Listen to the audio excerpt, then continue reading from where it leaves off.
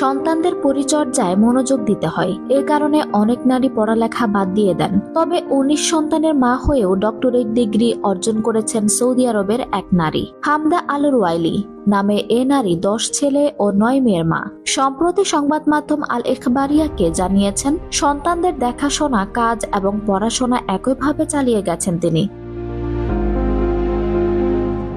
মানসিক স্বাস্থ্য খাতে প্রশাসনিক পদে কাজ, সঙ্গে অনলাইনে ব্যবসা করেন হামদা। তিনি বলেন, আমি দিনের বেলা সন্তানদের পরিচর্যা এবং কাজ করি, রাতের বেলা ব্যবসা ও পড়াশোনা চালাই। আমি কোনো ধরনের ঝামেলা চাই না, তাই খুব সতর্কভাবে আমার সারাদিনের পরিকল্পনা সাজাই। হামদা আল রুয়াইলি জানিয়েছেন, 43 বছর বয়সে পা দেওয়ার আগে ব্যাচেলর, মাস্টার্স এবং ডক্টরেট ডিগ্রি অর্জন করেছেন তিনি।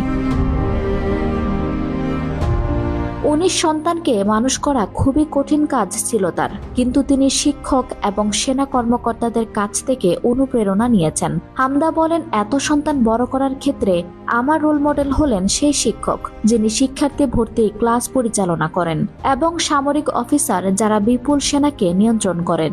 তিনি আরো বলেন, আমার জন্য একটি সন্তানকে বড় করা 10 সন্তানকে বড় করার সমান। আমি তাদের প্রয়োজন নিয়ে কাজ করি, লক্ষ্য অর্জনে তাদের সাহায্য করি এবং তারা যেন নিজেদের ইচ্ছেগুলো পূরণ করতে পারে সেজন্য তাদের অনুপ্রেরণা দেই।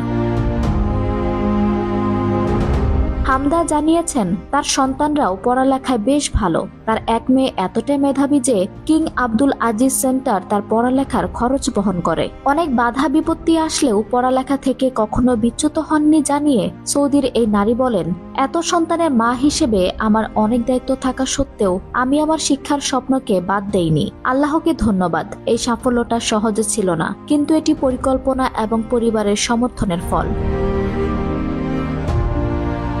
আঞ্জুম হক আরবি, টাইম নিউজ ডেস্ক।